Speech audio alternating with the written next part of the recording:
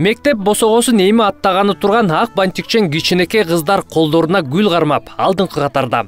Ал эми ак көйнөк, карашым кийген чыт курсак балдар кыздардын далдоосунда биринчи коңгуроону күтүп турушту.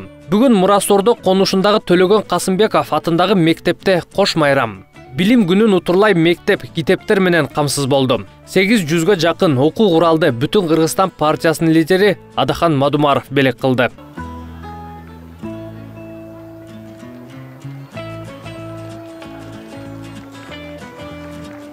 Үстүбүздөгү жылдын 25 майында аталган мектептин окуучулары жогорку кеңештин имаратында болуп, Адахан Мадумаров менен жолугушкан.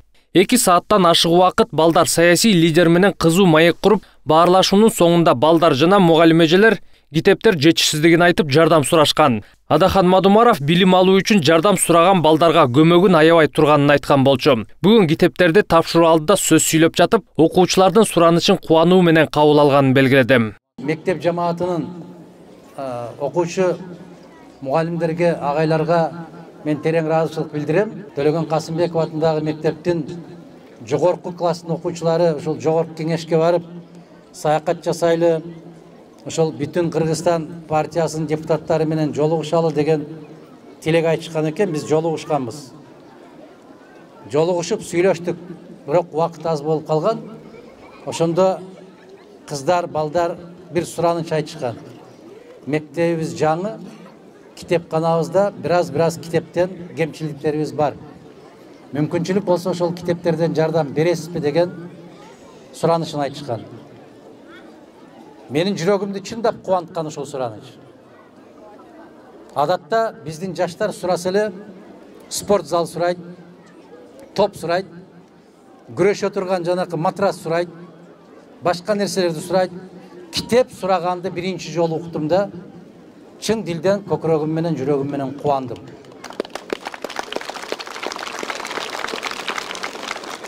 Ушул китеп талапкерлери бар экен, китеп сүйүүчүлөрү бар экен, биздин келечегибиз бар Кудай буйрса.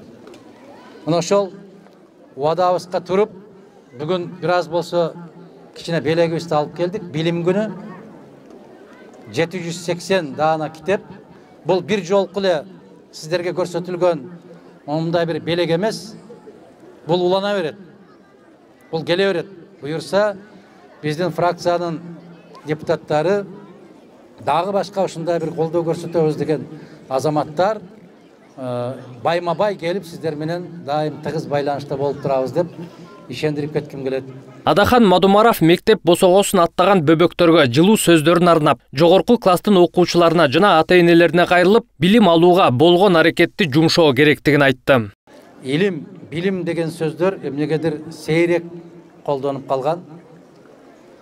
Билимдүү миңди жыгат деген сөздөр дагы башкачараак болуп түшүнүккө ээ болуп калды. Бирок дагы бир жолу мындай бир баса белгилеп айтышыбыз керек. Азыр мектебибиздин директори айткандай, жарыктыкка жетиш үчүн билим гана керек.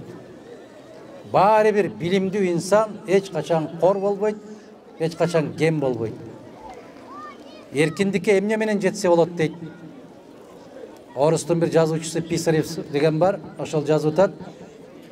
Накта эркиндикти билим гана берет дейт. Билимдүү киши эркин болот.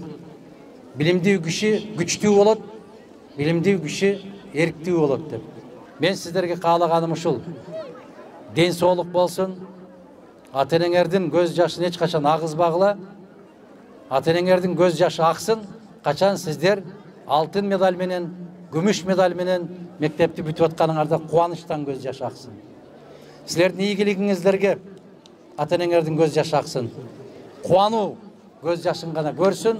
Кайгы көз жашын жараткан эч качан көрсөтпөсүн. Ата-энеңер бул биринчи үйдөгү мугалим. Экинчи мугалим, экинчи ата-эне мына ушул мектепте. Өткөн жылы пайдаланууга берилген мектептин китепканасынын текшелери бош. Эгер мектепте 1,5 миңге жакын окуучу окуса, китепкананын фондундагы китептердин жалпы саны 2 миңге жетпейт дейт китепканачы эже. Bir класска, bir сабактан ашып кетсе, 4-5 окуу куралы берилет. Алардын дээрлик баарынын эскилиги дагы жеткен. Калгандарын ата-энелер сатып алууга аргасыз. Башталгыч класстардын булкасы, биринчи класстарга бизде бар китептер алифбеден. 7 классыбыз бар, биринчи класс быйыл жаңы ачылган. Аларда баарында 35-30 бала окуйт. Бирок биз бере алчу китептерибиз мынакей 6 эле китеп бере алабыз биринчи класстарга алифбеден. Орус тилде мынакей 10 китеп. Авалдары начар, бирок барындагы. Бул экинчи класстыкы. Кыргыз тили менен адабий окуубуз бар. 5 китеп жетет мындай адабий окуудан. Кыргыз тилден 3, башка предметтер боюнча бизде ал китептер жок пока. Ата-энелер өздөрү каржылап атат азырынча балдарын. Бизде болгон китептерди эле таратып берип атабыз. Бул китептерди биз былтыр башка мектептерден алып келгенбиз. Бүтүн Кыргызстан партиясы тарабынан берилген китептердин көпчүлүгү адабий китептер. Кичине класстагылар үчүн жомоктор. Мектеп менен таанышып жатып китепканага баш баккан Адахан Мадумаров бул белектер ушуну менен эле чектелбей турганын, дагы окуу куралдарын алып келүү планында бар экенин билдирди.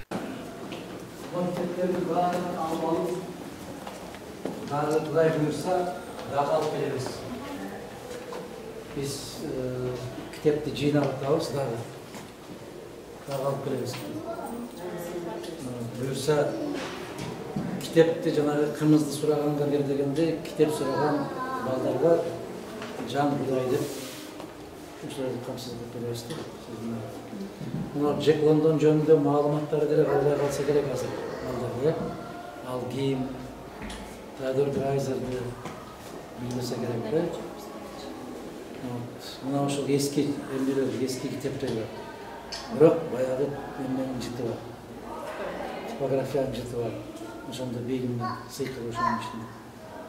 Куттуу болсун. Чоң рахмат сиздарга. Жакшылык болсун.